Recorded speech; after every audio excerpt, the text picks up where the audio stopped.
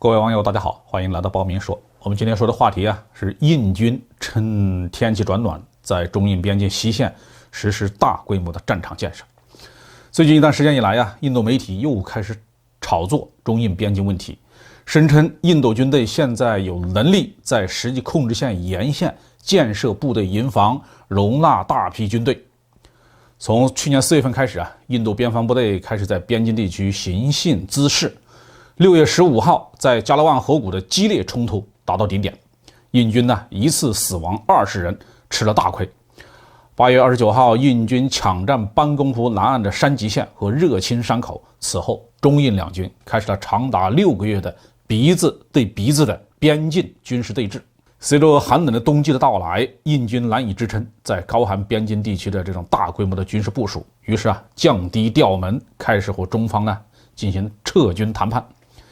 在2021年的2月初，双方达成一致，从2月10号开始，双方开始从加勒万河谷、班公湖南北两岸的对峙地点撤军，双方脱离了实际的接触。至此在这一轮长达10个月的边境紧张局势稍稍得以缓解。那印军偃旗息鼓了吗？事情没这么简单。我们从印度媒体的零星报道中可以得知，印军从对峙一线后撤以后并没有消停，在整个冬季里他们一直在做着卷土重来的准备。哪怕是印度第2轮疫情爆发，印度相当一部分的地区变成了人间地狱，印度整军备战的动作始终没有停歇。我们看事实，在大雪封山的11月份之前印度是竭尽全国之力向拉达克地区运送军队的过冬的物资。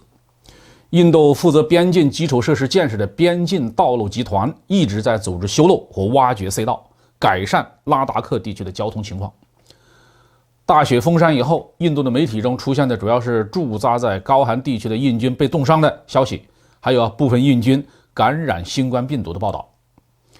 边境撤军以后，印度媒体报道了印军加强边境监控设施建设的新内容。5月份，印军向全世界发出采购350辆轻型坦克的大额订单。在几天之前印度媒体 ANI 新闻说，印度军队与中国军队进行了1年多的军事对峙，发展了基础设施，现在有能力在拉达克地区和实际控制线沿线修建大批营房，容纳大批军队。仅仅是新建的营房，拉达克地区就能够容纳的部队人数将是目前驻扎部队人数的2倍多。这些营房即使在拉达克地区的严冬中也能有效地发挥作用，能够维持印度部队在零下45度的严寒中生存。印度还一直在修理加固实际控制线印方一侧的地区的道路、桥梁和其他的交通设施，新建、改建、扩建了一批边防公路，打通了数条关键的公路隧道。这些措施都有助于印度从后方纵深地区向边境一线输送兵力、武器装备以及油料、弹药和给养器材等等后勤保障物资。现在在自然气候方面，5月份即将过去，中印边境高寒地区的气温开始变暖，战场环境开始有利于作战人员的活动。在政治环境方面，美国拉印反华的图谋是依然严重存在。印度国内的疫情严峻，危机四伏，按照印度人一贯的品性，不排除他在边境继续挑事的可能性呢。那当你在大街上碰到一只赖皮狗，它总是追着你喊，冲着你叫，你下定决心把它打死吧，那一定会耗费你的不少的气力，而且你还不会有一点快感。你说不理不睬吧，它更来劲，说不定瞅准机会咬你一口。碰到这种情况你会怎么办呢？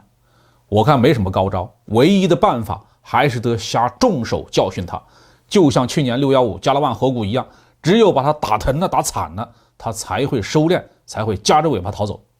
好，这句话就说到这儿，下期节目再见。